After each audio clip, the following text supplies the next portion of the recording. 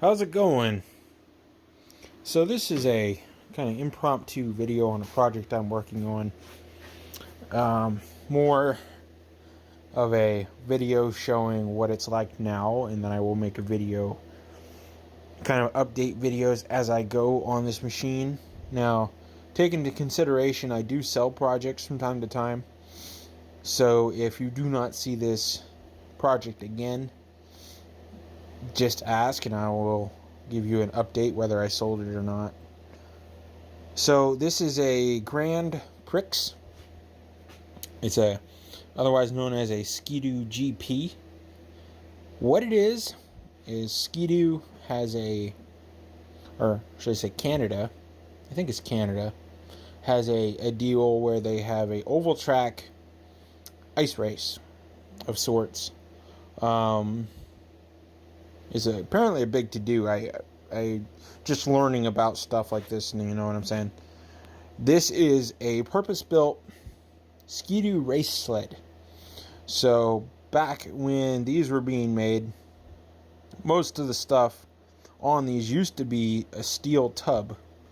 This tub is all aluminum, and for people who do not live in the snow states, the tub is the chassis of the whole machine. They run I've had Ski-Doos before that had this similar seat support mount system, and they were all steel. This one's all aluminum. It's pretty cool, but the lightweightness is a problem on this one. That is the problem. As you can see, well, as you can see, I can flex the sled. So back there in that corner is a crack in the aluminum, and this whole seat portion has been re-welded at one point or another, and it's just totally out of square. So I need to undo that, take it down to the fab shop and have them weld it up solid, add some gussets into it like Ski-Doo should have done in the first place, and go ahead and put a plate across the back where it's cracked, because I'm not taking this whole machine down to the fab shop. That would just be way too much time, way too much money.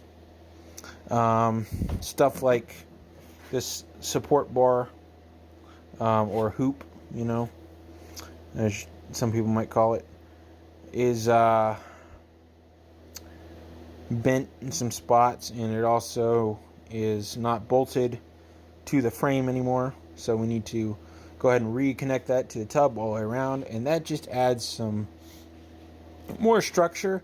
And also, like with a oval track or circle track type race, a lot of ice races are oval track, circle track, or figure eight track, and usually you put like a barrier, so if somebody goes off the side, they don't plow into hard ice and snow and get hurt. And that's what this would be, is like a rubber rail. So it'll hit against anything or other sleds as you're going by without bending your tub and compromising your tub. Again, it's braced back to the tub, but in a different spot, so it's that way. And also, what they've done here, I don't think that this is originally from Ski-Doo. This aluminum structure up in here looks to have been added just because it is a different. The aluminum just doesn't look like it's the same from the same place. But somebody has added aluminum. Now, I could be wrong. This could be factory. But aluminum has been added at some point into here. And it really strengthens this section up, because when you take these over jumps, which they do a lot of jumps in the races, and even just jumping over a snow berm on the trail, right in here tends to buckle. And that is one thing that sled repair guys recommend looking for when buying a sled, is that it is not crumpled or buckled right there, because that will compromise the sled. Now you can take it apart and put a plate. A lot of people right here where all these rivets are, and that's really why it buckles, because this is where they rivet everything together on the sled. So you have a lot of compromised area. But if you plate this, that does away with a lot of the stress on here. But what they have done is put a piece of nice thick aluminum angle, and they mounted the motor to the angle, and also bolted the angle back to the machine, so it is really rigid. The engine is mounted on steel, so that's pretty much the only structure steel on the machine, which makes this whole unit really light. Has louvered louvered cover there over the lights. You can see there's 3 lights there. This would be where the vents are, and that just directs air, helps direct air into the engine. Now the reason for the louvers is just to, you know, it's a race sled. It's not really a trail sled, so it gives you light, but at the same token, it doesn't blind other riders on the course, would be my assumption.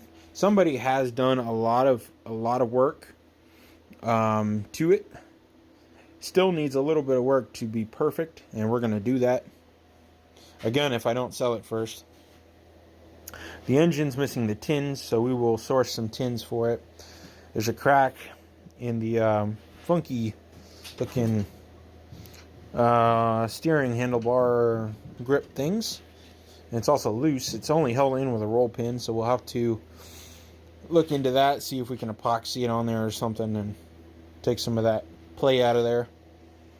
It has a decent-ish belt on it. We'll have to replace that before actually full-on riding it, but it'll work for testing purposes to make sure everything does do what it's supposed to do.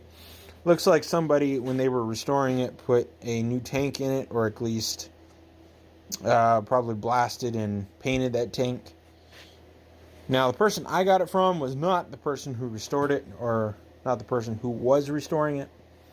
I think that they just got it off a marketplace or from a family friend or something, and it just pretty much sat. So I did hear the motor run. I put some a little fuel down the carburetor, pulled the trigger. It did fire up.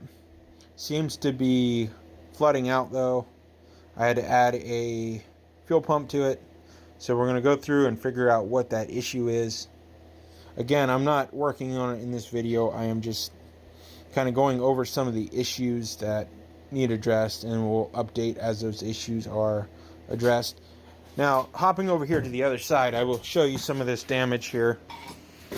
You can see right here there is a crack.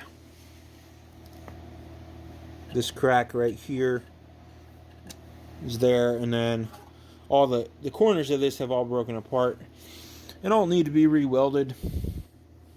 It's supposed to have a set of hinges in here with basically it'd have a plywood piece that the seat fabric is stapled to with a thick piece of foam. Now, on some of the ones I've had a very thin pad. Some of them had a very thick pad. I'm assuming that this would have had probably a short backrest and kind of a medium pad all the way down that kind of, you know, swoops up. Some of the models, like on the old Arctic Cats, they had a tank right here. And I also think you could change it out, like trapper sleds where they're going a long distance. I think they had 2 tanks, so that, you know, they could have more fuel capacity. The seat that came with it when I bought it is this seat, which is like a